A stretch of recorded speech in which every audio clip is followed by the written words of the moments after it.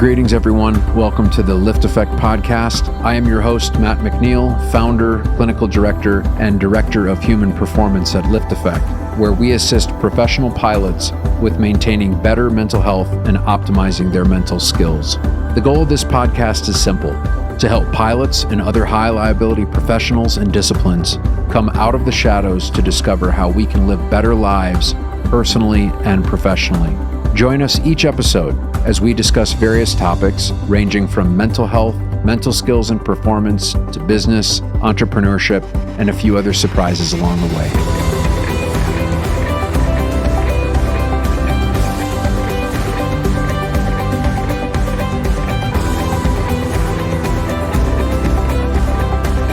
Welcome, ladies and gentlemen, to the latest episode of the LiftAffect podcast, where we talk about everyday mental health and mental skills coaching for high-risk professionals and how we can help them throughout their day and hopefully even within their relationships all along the way.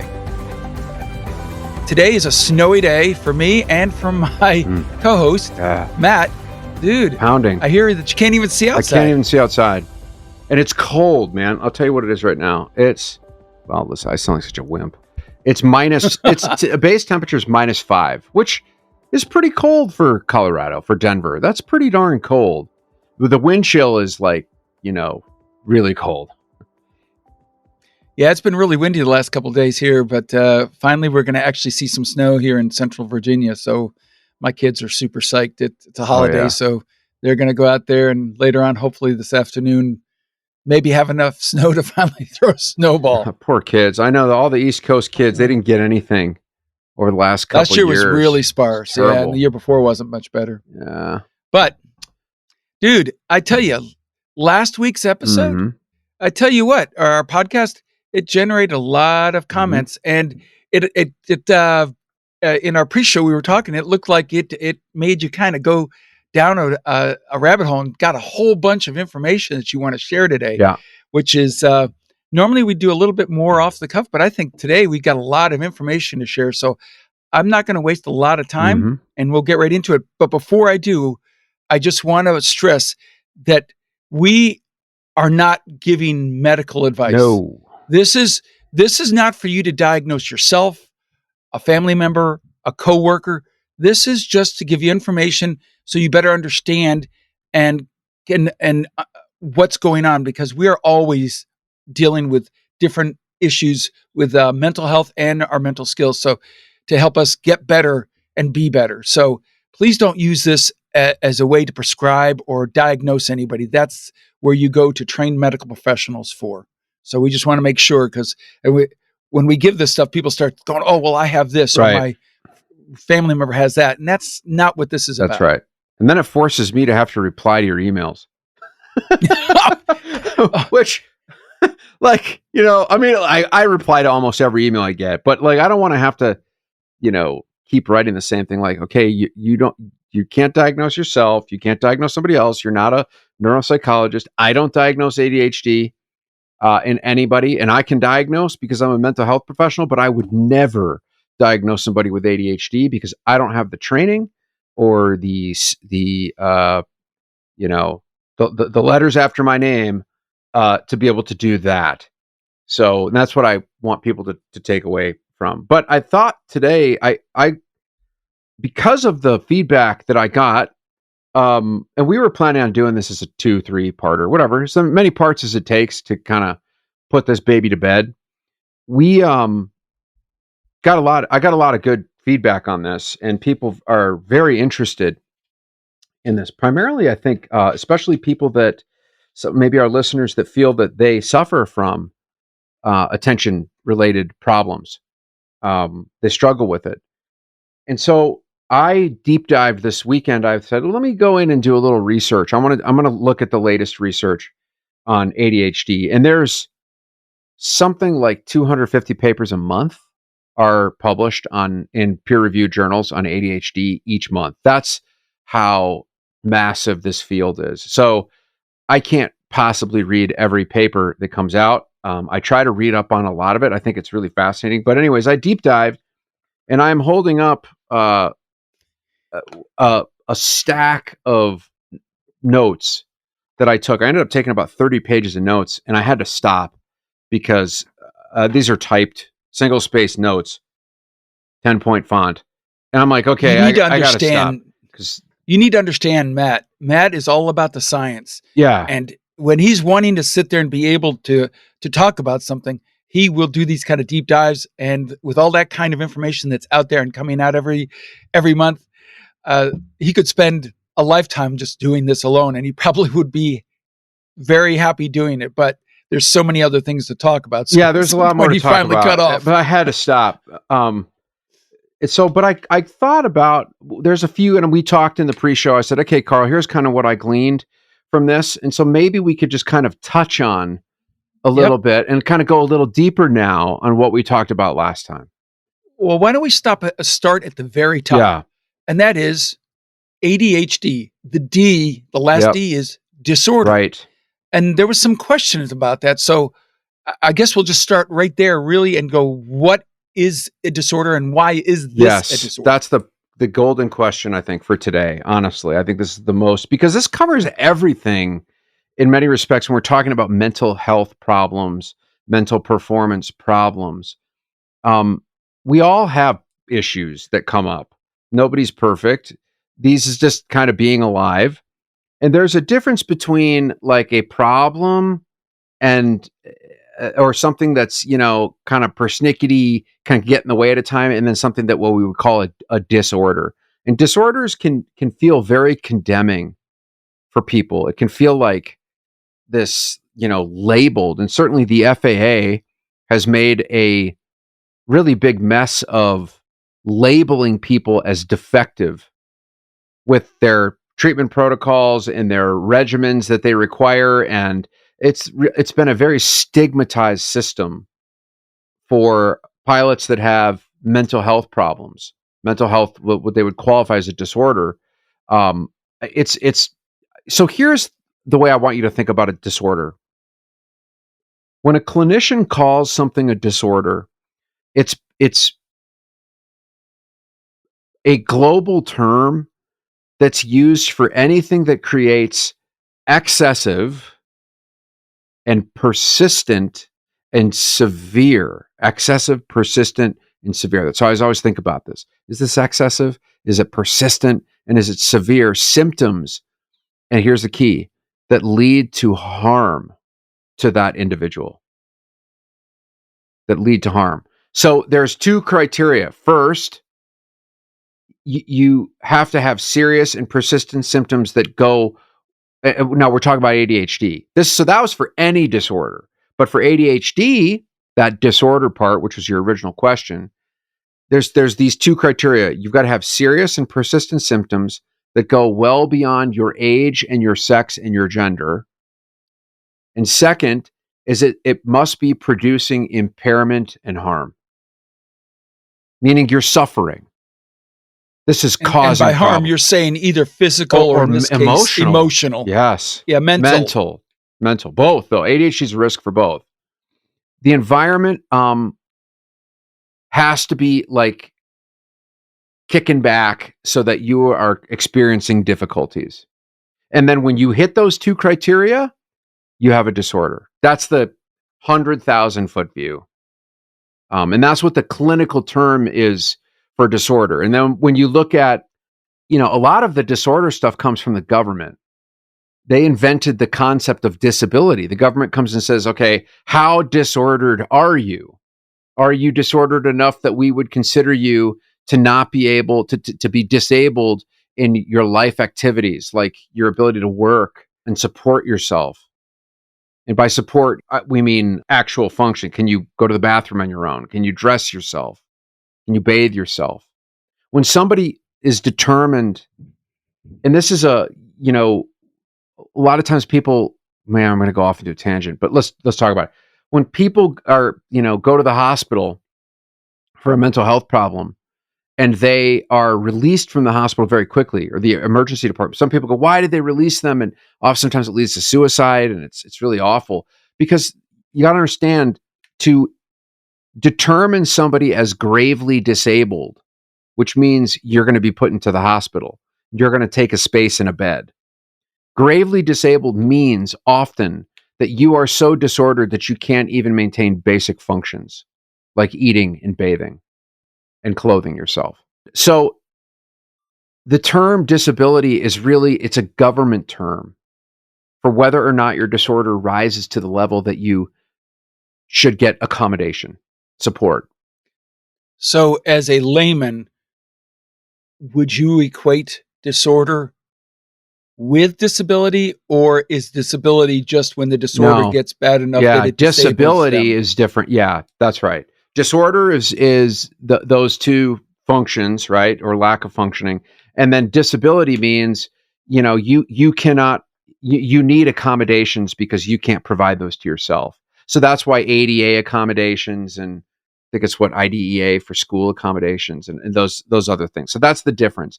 Clinicians use disorder, governments use disability, and then the two of them kind of move in together. So a lot of clinicians won't use the word disability. You don't have a disability. You have a disorder. Disability means government. Does that make sense? So people use them interchangeably all the time. So in a way, the government would, through their own system, if you want to say, because depending on what the disorder is, they kind of rate the disorder on the scale of disability, whether it's 0% all the way up to 100% disabled, right, where you can't work and do all that. So they have their own way of calculating what level of disability for services or for compensation. That's right. That's right. Exactly. So anyways, down that rabbit hole, let's come back out. ADHD. What next? Okay. All right.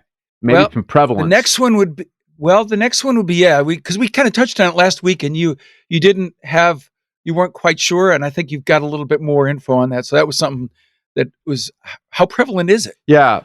Well, it's and prevalence. The prevalence, yeah. So it's well, let me look at some of my notes here on this, because I'm sorry, don't have these memorized. And while he's looking at it, ladies and gentlemen, again, with all these studies coming out every month, and they get more granularity, what is accurate today could be very different. That's right. Months or years. But let me start by saying, before we get into this, I just want to make this point. I made a note here and I circled this. That means, okay, I need to make this point. ADHD does not just mean that you're just kind of scatterbrained and you can't really think. You're kind of quirky. The mad professor, whatever. ADHD is a serious deal, and here's what makes it serious. Because the estimated life expectancy equates to, the research shows that there is a 13-year reduction in estimated life expectancy. 13 years. That's and there is mountains and mountains and mountains of research on this. That really doesn't surprise me. You always hear about these child prodigies that are so brilliant, and they're so focused, and then they burn out. It's like their mind is constantly going or can't function. The studies are showing 13 years is surprising. That's abysmal. That's abysmal. Number. That's abysmal. When the life Over expectancy is like what, 75? I mean, that's massive.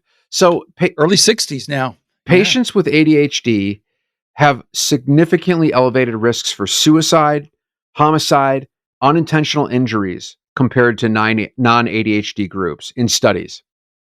There was a nationwide cohort study in Denmark that found that mortality ratios were more than double for those with ADHD, with higher risks for people who weren't diagnosed. And here's the trick.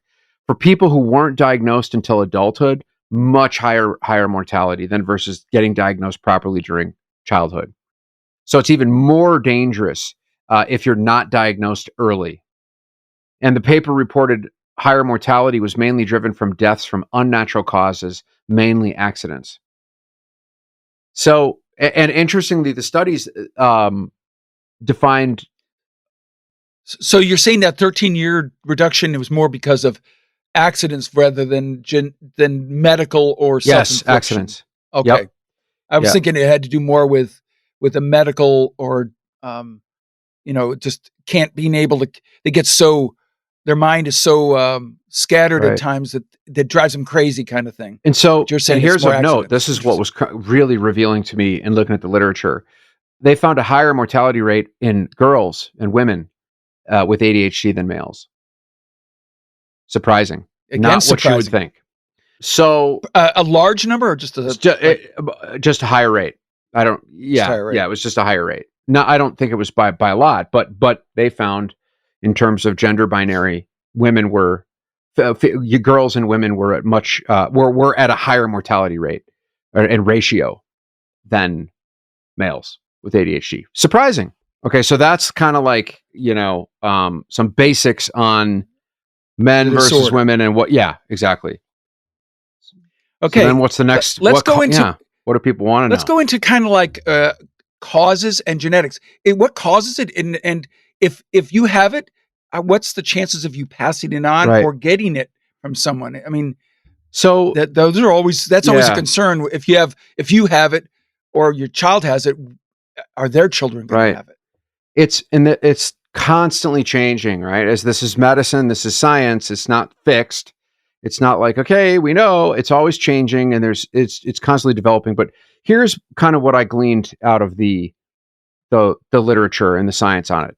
There's really two essential domains of causation. One is genetics, and the other is neurological injury that produces maldevelopment. So about 2/3. Okay, and here's some prevalence in terms of whether which of those does it fit into.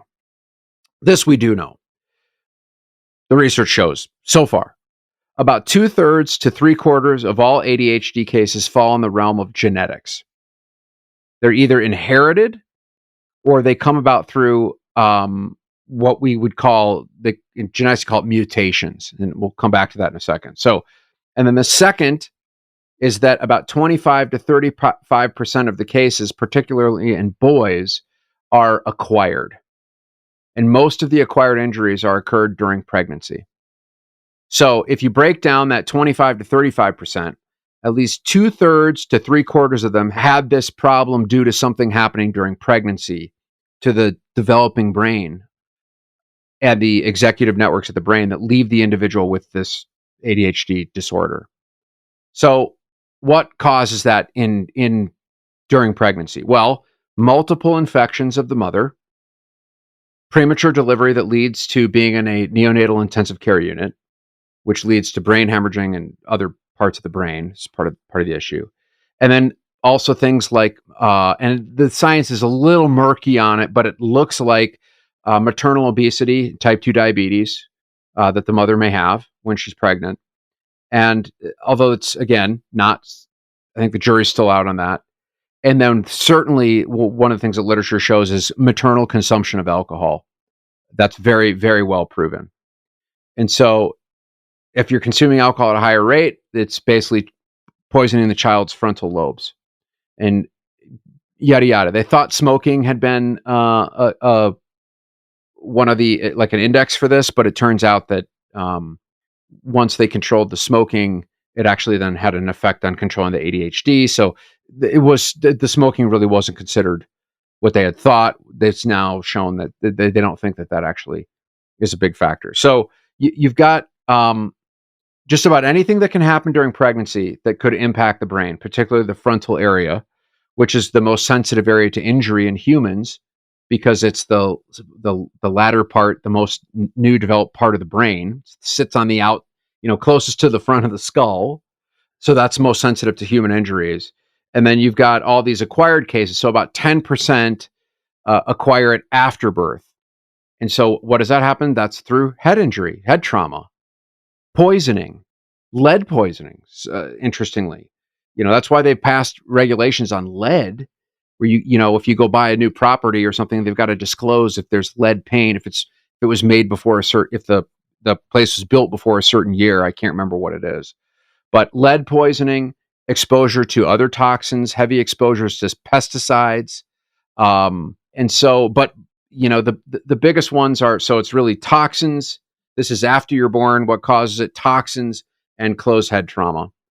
So you've got acquired cases, and then you've got the other 2/3 to 3/4 that came by basically what we would call genetics.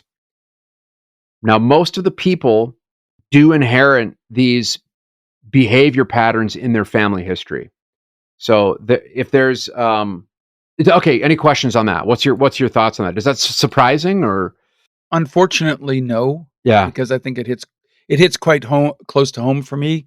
One of my children, while it's not ADHD, does have something else, and my wife had a very difficult pregnancy on one of them, and she had at least one of those issues, and she had preeclampsia also, which um, it can cause a lot of issues for the mother and for the baby. And it took us quite a while to figure out what it was that what the issue was, and it looks like once they've identified it, that it's genetically has a 50% percent chance of being passed down.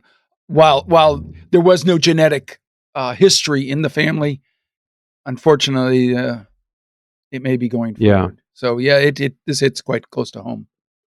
So it doesn't surprise me at all. Yeah, it's not surprising. And so here's some of the new stuff is that about 10% of all cases of ADHD are due to new mutations occurring in the parents' sperm and eggs that are not present in the blood, right? So what this means is these are like new mutations.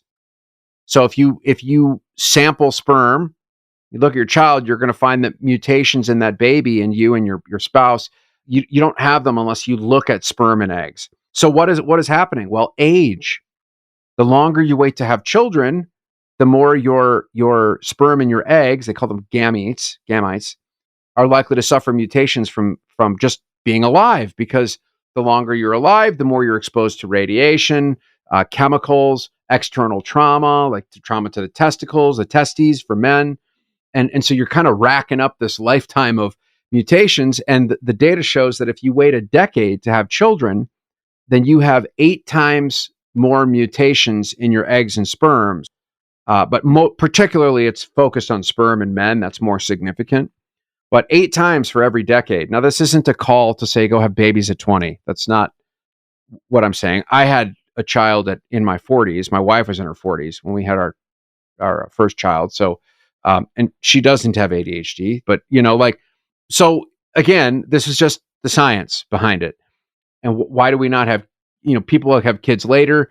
Well, part of it is because the cost of living is so damn high that you got to have dual incomes depending on where you live to be able to make a go of it. I mean, it's not like it was in the 30s and 40s, where you could everybody had kids much younger. Again, not a big surprise. I've heard for years and years they've always said the older you are, the harder it is, and the harder it is to conceive. So that may be the body's way of saying this was not a viable pregnancy to begin with for one or more of those reasons. So that's not a huge surprise. Not a big surprise. But every now and then you get these people you hear about. I can't remember, was it Tony Randall, the actor, had a baby when he was with his wife, and we were in his 80s. Mm-hmm. Now his wife was a lot younger, but so it's every rock musician. Keith Richards is still having kids. Oh my God! Wow. Listen, I used to work in the recording industry, and I did records with some of these bigger bands, and they have it's like, why is your girlfriend 30 and you're 78? It's like, anyways. I just saw today Dolph Lundgren, 66. He's married to a girl who's 27. Right. So there you go. So okay, go. so then what, right? What's the point? Turns out that genes most likely to mutate under these circumstances are the genes for self-regulation. This is where I ended up with 30 pages of notes, right? This is where I get. Well, before you go there, I have a quick question. Yeah. Obviously, you have non-genetic and genetic. Has there just, and you may not have that, but has there been kind of any, is there a ratio higher genetic than non, or is there just not been enough studies to say? There probably is. but it's, again, this is like, Constantly this is evolving. so, it's constantly evolving, and there's so much out there that it's like, it's hard to think. I mean, just remember 25 to 35%, particularly in boys, are acquired through genetic mutation, or and then if you break down the 25 to 35, 2/3 to 3/4 of them have this happen during pregnancy to the developing brain in the executive networks, right? So with all the pollutants out in the air nowadays, it's infections, and a lot of women can have infections. They don't even know they're having it. It's not like they're sick. I mean, you can just have infections in the body that when you're pregnant that you're not even aware that you're having. So this, and again, I'm not saying don't have kids or don't have kids if you're older. That's not the point of this. I'm just looking at the science of it. It's you just have to realize that's a risk factor. Right. That's it. It's a risk factor. So, but again, so what's so interesting is these mutations impact the genes for self-regulation. And if you think about self-regulation, and what that means is self-regulation, language, and sociability. That's what affects, these mutations affect. Self-regulation, language, and sociability. So think about the conditions that affects autism, ADHD. Pretty interesting. So the longer men and women wait to have children, these disorders begin to rise in frequency. And so, and there's been and people are waiting longer to have kids, which is why we're seeing, well, again, correlation is not causation, but seeing higher rates. Now, some could argue, well, it's just being diagnosed, that it wasn't diagnosed before. True, could be a, but I think that the research is showing that there is something that's happening. There's a higher occurrence of autism and ADHD and spectrum disorders, because there's a delayed, a delay in having children. People are having kids in their 30s and 40s and even 50s. Men and women. I just heard of a 56-year-old that had a kid. It's crazy. Female.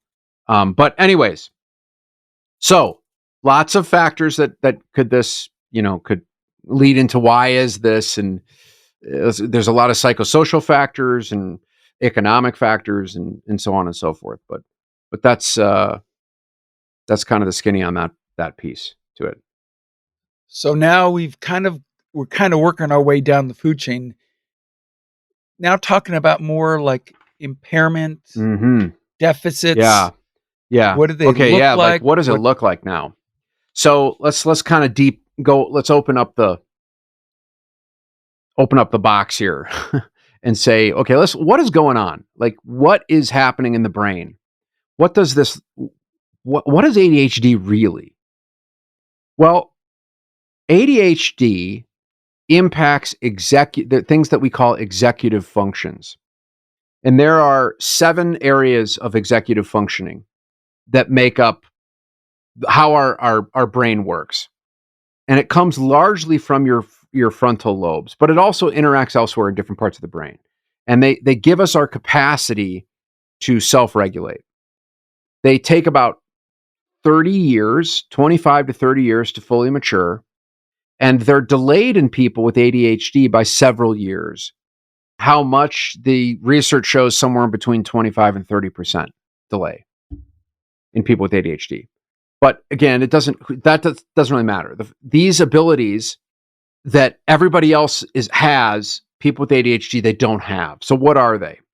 Well, one is inhibition, self-restraint. That's one.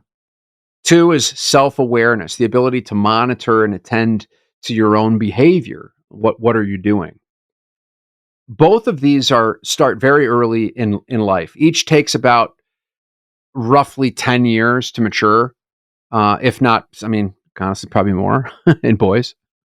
And some of us, and some of us takes forever. Still working on it. My wife says I'm going to grow up the day before I die. Right. But then once you get those two, right, and then those are under control, then you get the next two, which has to do with working memory. The first one is nonverbal working memory, and we call that visual memory, which is it's like the capacity to be able to imagine things. You recall your images in your mind from your past, which you call hindsight. Okay, I can remember what happened. I got some hindsight on that. And then what do you do with hindsight? You use it to figure out how you want to navigate moving forward. That's having some foresight. That's what visual memory is. Does that make sense? Karl's nodding his head. Okay. I'm the dog in the back of the car. Okay. Okay. And then the fourth thing you're going to get is the mind's voice. You're going to start to develop language to yourself. And it's out loud, right? Little children, they talk to themselves. They talk out loud to themselves. And by the time you're 8 to 10, it should be in your head. Now, there's lots of studies that show intelligent people talk to themselves all the time, walk around talking to themselves. Every evening with myself, I have a meeting. But developmentally, like by the time you're 8 to 10, you can start to be able to talk to yourself without people hearing you and without you moving your lips and your face. So now you've got your 4 executive abilities. You can self-restrain, you can monitor yourself, you can visualize for yourself, and then you can talk to yourself. And that's kind of like got little kids, developmental markers. You can look for those 4 areas. Those all contribute to their ability to self-control. The only thing I was going to say was that last one. Yes. Which is talking to yourself. A lot of times people do that because they want someone else to hear what they're saying, but have the ability to deny that they were talking to them. They go, I was just talking to myself. Sometimes that's, I just, don't think because someone's doing that they can't self-regulate. Sometimes it's it's a way of being able to communicate without being able to say, I wasn't talking to you. I was talking to myself. Right. That's right. Yeah, exactly. That's a different context, Yes, it is. But I don't want people to start going, oh, there's no. Because, yeah, that's not an uncommon thing to see. And it's more of a way to communicate without saying I was talking to you. Right. It's really, we're talking about with kids too. When you watch kids in a classroom, you can kind of see where they're at. So then you get the next 3. You use those 4 to be able to manage your emotions. Emotional self-regulation comes next. And with that, right along with it is the being able to self-motivate. And then you get the last one, which is being able to planning and problem solving, right? We've learned about that if you ever take an intro psychology class. The ability to manipulate stuff in your head, to garner solutions to obstacles that get in the way, and then that helps you to get your goals and solve the problems that are ahead of you. And that's kind of your that's your 100,000 foot view in terms of the 7 primary executive functions. Would you think that something like dyslexia is a subset or is common with that, or is that no? You would think that's totally separate. That's totally different. Totally different. Dyslexia is like transposition of numbers and sometimes they get reversed or they that's a whole nother thing. But it is, because I was thinking of the scrambling is what I was thinking. It is not, but dyslexia is not neurotypical. I mean, neurotypical brain means that there's what is sort of neurotypical, what's typical, what's non-typical, not, a good balance of top-down and bottom-up signals. So think about it this way. Bottom signals of the brain are like limbic. It's like the reptilian brain. It's the first iteration of our brain from, millions of years ago. And it's sort of that freeze, fight, or run response. That's the bottom structure of the brain. And then the top structure is the prefrontal cortex. All the advanced problem solving, the self-awareness, language. And so they communicate bottom up, top down. Does that make sense? And so you want those 2 parts of the brain to communicate to each other. You want a good balance of top down and bottom up signals. But in the ADHD brain, the top-down signals are they're weak. They're not strong.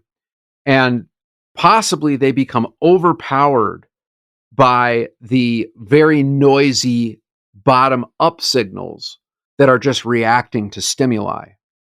So it results in things like, impulsivity, emotional dysregulation, inattention, and then leading to deficits in those 7 executive functions that we just talked about.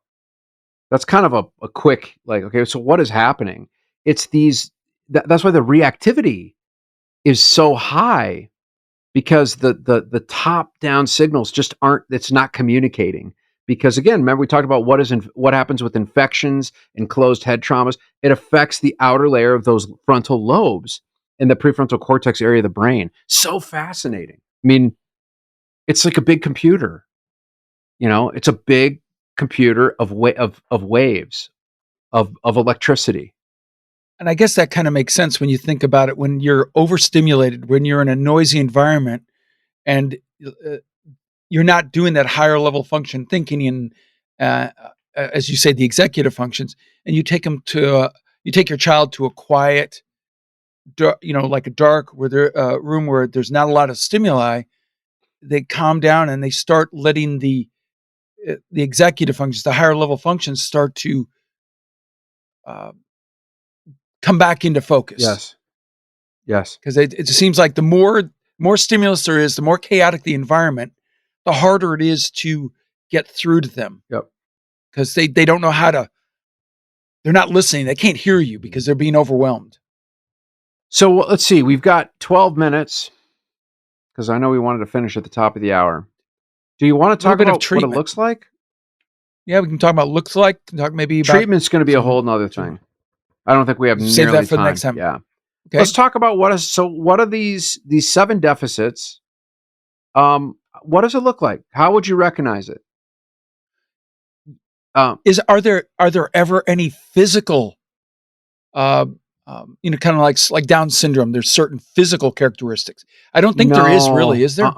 Not that I'm aware of. Not that I'm aware of. Physically, there doesn't seem to be any way for you to be able to there's behaviors, see things. Though. Physical behaviors. I'm talking about visual. No, I don't know. I have no idea. That's a really good question. I would think not. Maybe there's nystagmus. I have no idea. I have no clue. I wouldn't even know how to answer that. Well, it could be. I'm not sure. I haven't gotten that deep into the weeds. But yeah. But here's what we do know, right? One is you see impulsivity and very poor self-control and self-regulation. A lack of awareness of their difficulties. They're not aware that they're having struggles.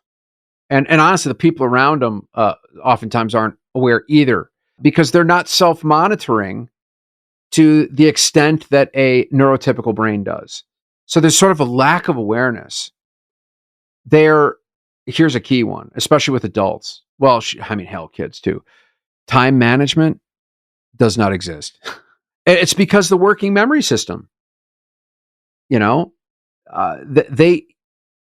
sense of time and timing and this ability to reflect on the past and think about the future, to deliberate what's coming next, and then use that to inform your own behavior, it's underdeveloped, or it's just not there. So time management becomes a huge deficit, and it just gets worse and worse with age, because time becomes more important with age. There's more time sensitive tasks that happen. So 3-year-olds or 2-year-olds, they don't have to manage time. They don't, but a 45-year-old, it's very time sensitive, especially if you're in a position that asks a lot out of you, like our profession. A lot of time sensitive. Yeah, it's deadlines and schedules needs. And commitments, and and think about your home. You got kids, and you've got bills, and you've got stuff to do. And let's not talk about what goes on inside the cockpit. Yeah, exactly. So it just becomes this black hole in terms of time management. Adults with ADHD, they struggle with time and how to cope with this, and being able to manage themselves relative to it. And so, and then what happens is you're going to see dysregulation in terms of emotions, impulsive emotion, difficulties getting control over emotions, the way that other people do. It's a mess. It's a mess. And it's really disruptive. What about awareness of personal space or boundaries? I think with children, that's just a problem, period. If you've ever had a kid, it's constant. Dad, dad, dad, dad, dad, dad, dad, dad, dad. It's like, okay, all right, hold on. I don't know. I think being able to control your spatial awareness is a self-regulatory function. And so self-regulation goes out the window. And I think all of those things are affected. It can look like many different things because of those executive functions just not really being there. So I think that's the quick and dirty, but that's really the point. The take home I want you to have is that if this is a very serious condition, it's not a joke. It's not, it's not just for fidgety kids, that want to dye their hair blue. This is a serious problem, and it's really disruptive, and it's a brain problem. It's not because you're not trying hard enough, or you're just lazy, or you're stupid, which is all the stuff they used to think. And shame isn't going to fix it. This is a neurological problem of the brain. And I guess, please correct me if I'm wrong, because I don't want to misstate something here, but this is not something that you can outgrow. This is a lifelong disorder, state that you're going to live in. Hopefully you can mitigate it. And I think you can well, here's the deal. Is that true? I don't know. I think that you can adapt. I mean, the brain is what fires together, wires together, but there are things called neuroplasticity and neurogenesis. There's reprogramming. Neuroplasticity is like reprogramming the FMS, if you will, and neurogenesis is actually adding hardware to the cortex, physical mass. And there are things that you can do that actually can result in those things. So I don't Is that learning to live with it type thing, though? Would you call that more learning to live with? No, or I would say it's adaptation. I mean, I can't answer that, but I think the brain is pretty incredible with what it can do. I mean, you can even look at how people who have strokes can relearn, and the brain can develop new neural pathways. Rewiring. Yeah, and I think that, but here's what I'll say. I mean, you need to be treated. If you don't treat it, it doesn't just go away. It takes intentional behavioral training and medication, which we can talk about next time, which is the treatments of it. But if just ignoring it isn't going to, or wishing it goes away, or praying that it goes away, isn't going to make it go away. I guess the only I just want to touch this real quick again. The only reason why I feel like that I asked about the lifelong is if it's genetic, I don't know how the body is able to repair a genetic defect that's in your DNA. Mm-hmm. And that's why I was saying you learn to live with it and learn how to find skills to cope with it and become a functioning member, at whatever level it is. Well, there's genetics and then there's epigenetics. And what you do, has a factor in what turns genes on and turns genes off. You have genes, you've got the blueprint, but what you do in terms of how you eat and how you sleep and how you breathe and how you move and how you, like how you live your life and how you supplement and all that stuff, that's the new sort of health 3.0 is saying, your genes are not your destiny. There's absolutely, and I think some of the behavioral treatments and the medication treatments, people with ADHD can live very normal lives with the correct treatment. They're completely returned to, 50% of people with treatment reduced to complete normal neurological functioning. That's incredible. That's incredible. And so for all of you listeners right now, this is a great reason why to listen to our next episode where we talk about treatments. Talk about meds and there's always hope. For sure. So I learned every time I do this, I learn things. So yeah, me too. Me too. And so, sorry if it was a little scattered. Again, I kind of just took a ton of notes. I was like, all right, what can I distill down in 40 minutes to communicate? So takeaway, ADHD is a real disorder. It's a real medical problem. And it's very disruptive to people, kids and especially to adults because of those 7 executive issues that are negatively impacted by the condition. And so it's not because you're lazy, it's not because you're stupid, it's not because you're not trying hard enough or that you did anything wrong. And it's not because the mom did anything wrong if she had an infection or if she had, it's not about, or because dad was old. That's not about what this is about. It's not, that's not the point. The point is that we have to deal with it.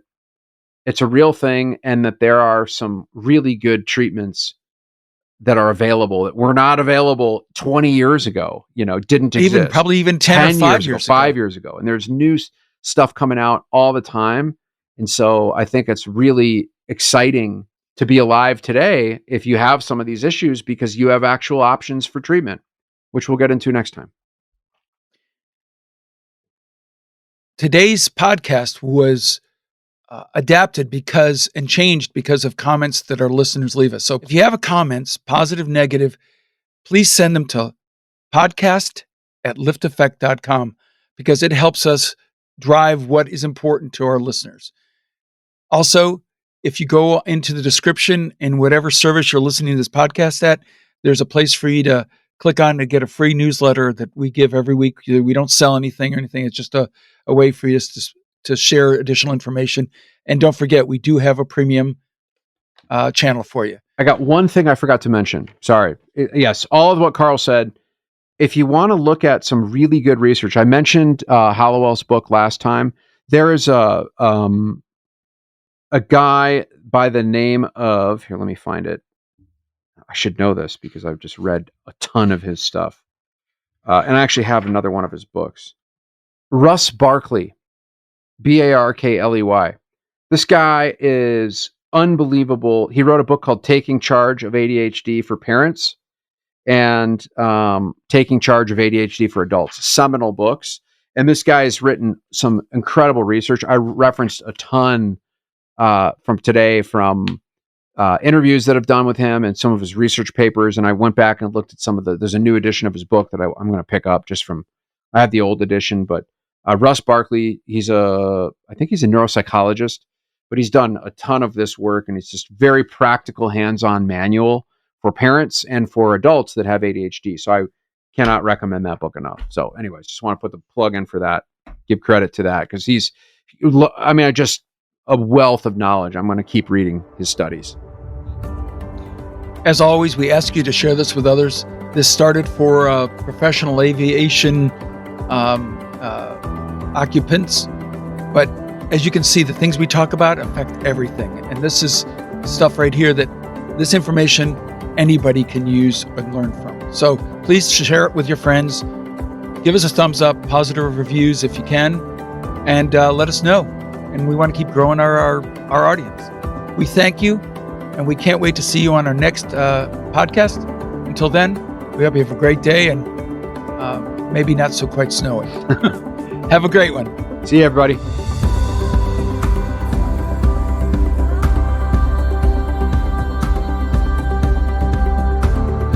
Thank you for listening to this week's episode of the LiftAffect podcast. If you want to dive deeper into this episode and every episode, go to the LiftAffect podcast.podbean, that's podbean.com. If you're enjoying the show, we would love it if you'd follow us on Spotify and rate, review, and subscribe on Apple Podcasts. We really appreciate your support. You can find me on Facebook, Instagram, and LinkedIn, all with the ID Matthew McNeil.